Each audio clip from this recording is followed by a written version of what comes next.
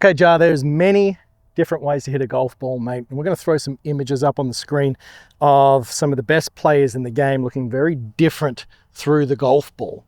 We can essentially see a player like this where the club face would be quite square. We would see that the forearms through the golf ball weren't really rolling and matching over each other there. And we've got some major winners that look like this, don't they? Or even some in between, right? Yeah, absolutely. I think that probably about, 8-10 years ago, it was starting to be very popular to get your wrist really flexed at the top, right? Yeah. Watching guys like Victor today, the reason that probably works well is golf balls and golf clubs has really changed, right, Kay? Yeah, big time. Right? The golf ball is not as soft. You don't have to hit these like little low piercing high spin shots any longer, right? So whenever people actually go into this flexion at the top with that lead wrist, right? What you're actually going to see a lot is actually they're swinging down. They're actually doing a great job of holding this supination over. You might even see Vic where he actually throws his arm off of his chest. But what this actually allows him to do, believe it or not, is actually moving his lead wrist from flexion to actually a little bit of extension through the shot as he actually pivots through the shot in that way. Yeah. Right? So Spieth is a great example of this as well. And that's why if you look at Spieth, we'll throw that image up on the screen there. He's actually got a bit of a chicken wing, and that actually helps him manage his club face. Yeah, and probably one of the things that we always hear is like, oh, guys that do this can't hit the ball high. Well, that's not exactly true because those guys hit it super duper high. Yeah, they got a ton more speed than we do. Yeah. Right? But their release pattern going from kind of flexion to maybe slightly extension is actually what's allowing them to hit those straight kind of high ball shots, right? So just with this, when it comes to improving your impact conditions, if you're a beginner golfer, let's fix that grip. Like, let's get that sorted. You don't have to worry about the nuances of here. But let's say you've been playing golf for a very long time, comfortable with your grip, it's not changing anytime soon.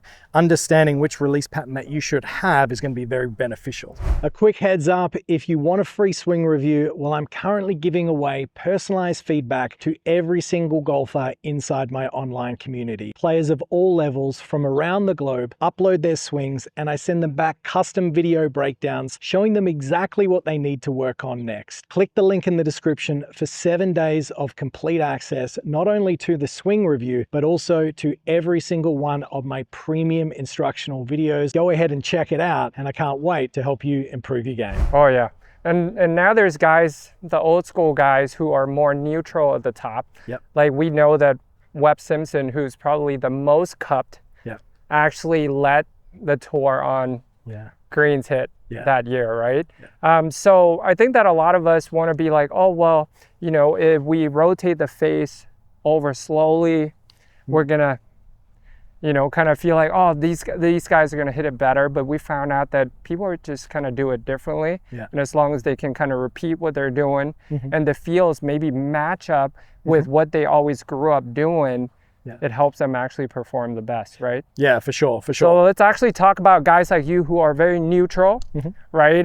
You can even call it more old school, but actually more vanilla looking at the top. So when you go up to the top here, a big function of what allows Kerrod to actually hit these really piercing compressed ball is he actually comes in and he's actually going to be kind of closing the face slowly. And what he's doing is he's actually going to be supinating, whereas as I put my left hand, or as I put my right hand actually under his armpit, he can actually squeeze that, and you can see a little bit of that supination of the forearm.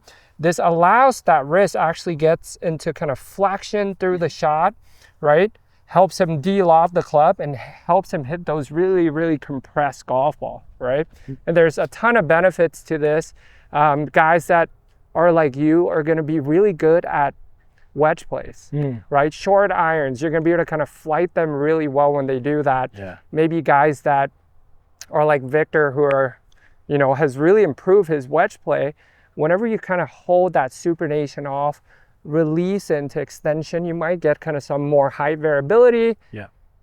And there's no proof to this, but from what I've observed, maybe a little bit more height variability, but they're hitting it really, really straight. Yeah, for sure. And you look at someone like DJ, and it's very common knowledge that one of the things that really transformed his game was just chucking a track man behind and hitting wedge shots all day, every day. And he's about as bowed as you can get at the top, right? Yeah, so, just because you're cupped at the top doesn't mean you got to hit the ball high. Yeah.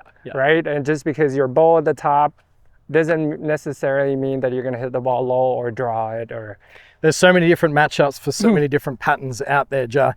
Now, this video is very good for creating a little bit more of an understanding of the different release patterns. So essentially, at the end of the day, supination is when this front arm, so left arm for the right-hander, if I was having my palm down, I'm going to rotate it all in this direction. Soup, bowl of soup up in the hand mate. That's how it kind of gets this little reminder name there. And then pronation is the other way down. So for someone like me, who is relatively neutral, if not sometimes slightly cupped, I've been there for a long time, I need a little bit more of that so I can help square the face. Doesn't necessarily mean it's the wrong thing, but it gives me an awareness of what I need to do with my feel to produce the shots that I'm looking at. And if anything, whenever I get guys that actually can't move as well as you, Kay, I might even go even more. Yeah. I might even kind of close up their stance a little bit. Go ahead and take a set up to it here, right?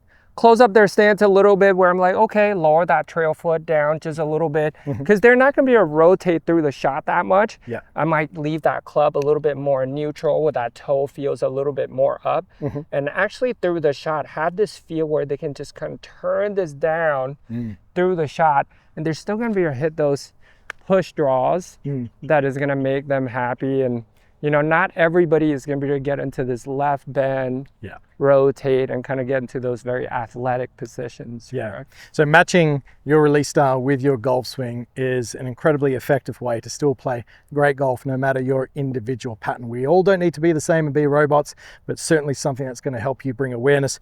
All right, Joe, I'm going to hit this one down here, mate. I'm just going to practice my own feel. Actually. I'm going to get here. I know that for me, I like that sensation. It actually gives me a little boost of speed for what I need.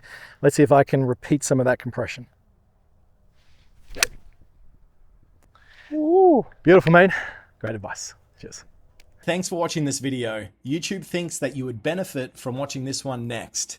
So click that card and it could be the tip that you need to take your game to the next level. I'll see you next time.